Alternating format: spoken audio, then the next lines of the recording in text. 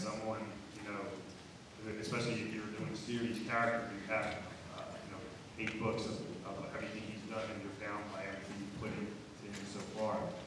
That, to me, for what I do now at this point in my career, the challenge is to live with everything I've written and then find ways of adding to it. So usually villains don't go from book to book to book. You have a one-shot time with this person, and it's fresh and new, and there are no bounds. You can make it as bad or as subtle or whatever you want to do. So to me, that's the easy part of the book. I should say the easy part, the easier part. I don't think anything's really easy. None of it's easy. What's cool about doing villains, I enjoy writing my villains for 2 reasons. The villain allows you to express things you normally don't express. The darker evil, worse sides.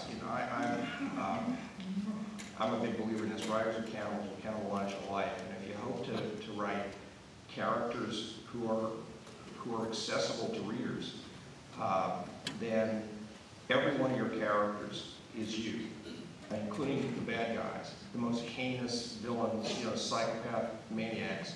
You have to invest little tiny bits and pieces of you into that character to make that character come to life on the page.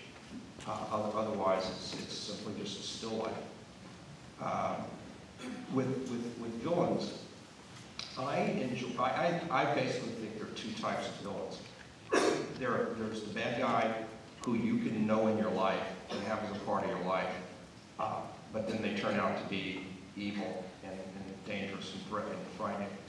And then there's the villain who is larger than life, Hannibal Lecter type of villain that none of us really know, but it's great fun to read. And I enjoy doing both those guys because, again, they allow me to express things that I cannot express through Elvis and Joe and the good characters that I write. All right. Thanks again. Wendy right here. I do have a quick question for Bob. Where do you buy your socks? Those are awesome. Where do you buy your socks? Those socks are awesome.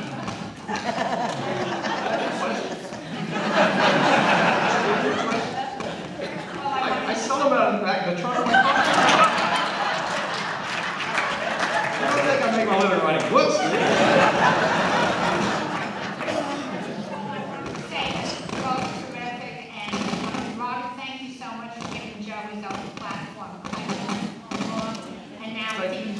But my question is for my...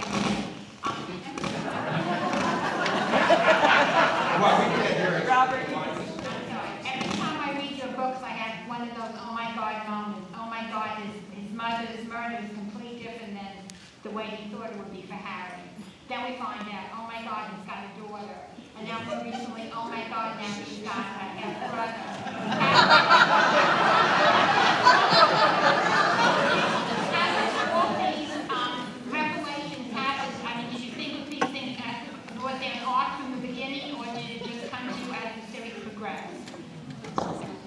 Yeah, I mean, it's more like, oh my God, I gotta write a new book.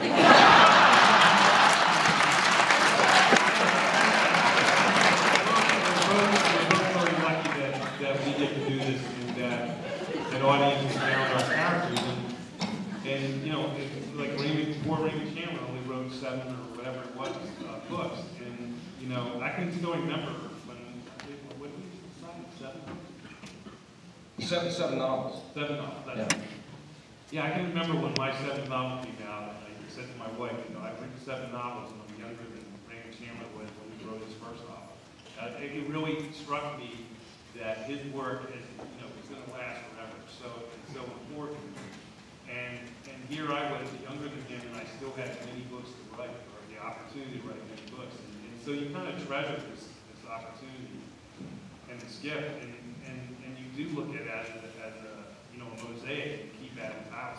So no, I don't have any kind of master plan, but I also go back and look at what I've done and find things that I can bring forward and change. So you keep adding stuff, and it gives you new things, new territory to explore, and keep it going. By the way, before we go to the next question, I should your question made me ring a bell. Considering the weekend, tomorrow's the Oscars. You know, Chandler had 7 novels. There was an 8th book, which was a collection of essays and short fiction. But he was also a screenwriter. And he was nominated for the Oscar twice. Once for Double Indemnity. Not Double Indemnity. Yes. Blue Dahlia. And then the thing you co-wrote with Billy Wilder. Double indemnity. Oh, it was Double Indemnity. Okay. Duh. But he was nominated for Oscars twice, and he did other. He made his money from Hollywood. You know, his books weren't bestsellers.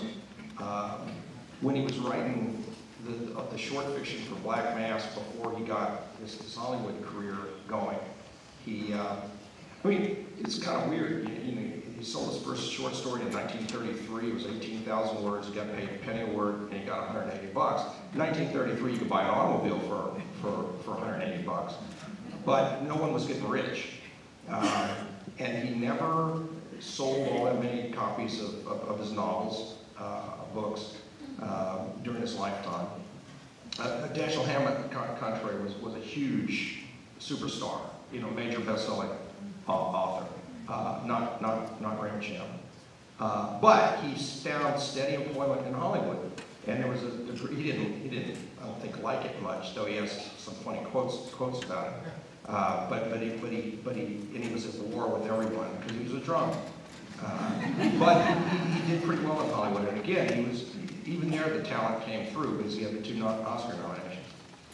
Yeah, and that's also why there was 7 books. It wasn't like Right. he wrote 7 books and then died. There's big hole. I mean, I think there was like a 5-year space between. Yeah. It wasn't because he was like full-time drunk. He was No. He was a part-time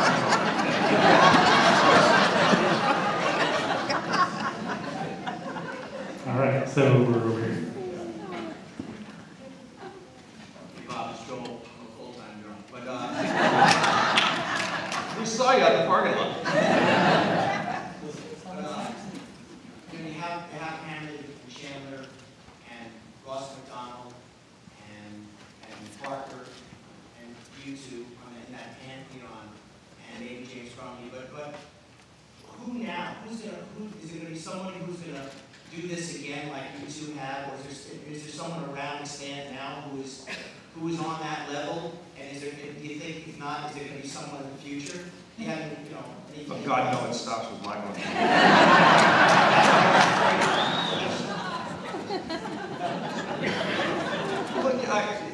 Honestly, I mean, I would, of course, you know, I mean, Michael might name names. There's a lot of terrific writers out. Everyone hopes to make a contribution. You know, we're not dead. So I hope to write more books. Michael, I think he's going to retire next Thursday. But, you know, maybe not. You'll hear it here tonight. But the thing about fiction is that it's constantly in evolution. New writers come, writers go. It's like the tide coming in and out. And there's always going to be the next big thing. There's always going to be people of talent and goodwill who contribute. And that's one of the really neat and cool things about, for my money, about the field of mystery fiction or crime fiction, because it's so thoroughly studied and remembered that you can actually trace the lineages of, like, from me, you know, me through back up to Robert Parker, Ross McDonald, and all these people, and Chandler, you know, and all. You can just follow this stuff. You can draw graphs of it, and those tributaries are going to continue to flow. So yeah, there's great things coming. Yeah, I mean, I think there'll definitely be, you know, I'm not going to name names or anything like that, but there'll be more people. It's a different world now in how you discover them.